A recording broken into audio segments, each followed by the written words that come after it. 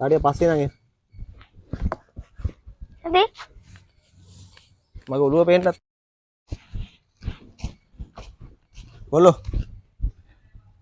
ඒක ආවේ නෑ යන්න බෑ ඒ කියන්නේ ඔය එහෙම බලලා සාමාන්‍යද බලන්න ඔයා ඔහොම අල්ලගෙන